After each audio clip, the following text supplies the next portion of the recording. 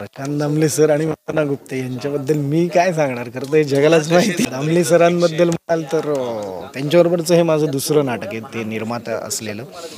आणि ते सर खूपच जमिनीवर आहे ते हो. म्हणजे आता आपल्याला असं बघताना अरे प्रशांत दामले, पण पहिल्यांदा जेव्हा मी तू म्हणशील तसं केलं, मला दडपण होतं अर्थातच. कारण अहो विनोदाचा बादशाह आहे तो, आणि त्याच्यासमोर आपण विनोदी नाटकात काम करायचं आणि आपण विनोद करायचे, हे म्हणजे तेंडुलकर समोर आपण खेळायला जाण्यासारखं आहे.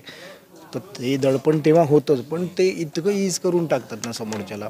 आणि त्यांनी त्या नाटकात सुद्धा आम्हाला इतक्या जागा काढून दिल्या. कारण अर्थातच व्यावसायिक रंगभूमीवर मी काम जरी केलेलं होतं आधी, तरी पण त्यांच्या नाटकात काम करणं हे एक कारण ते प्रत्येक गोष्टीत जातीने लक्ष देतात एकतर. त्यामुळे छोट्या छोट्या गोष्टी बघतात, काही काही विनोद ते स्वतः काढून देतात, काही काही टायमिंग जर 19-20 होत असेल तर ते स्वतः सांगतात. आणि खरं सांगायचं तर एखाद्या वडिलांप्रमाणे ते सगळ्या सहकलाकारांवर प्रेम करतात, त्यांना गोष्टी सांगतात, दरडावतात, ओरडतात. पण वातावरण इतकं खेळीमेळीचं आणि इतकं छान असतं ना, की फारच ग्रेट अनुभव आहे.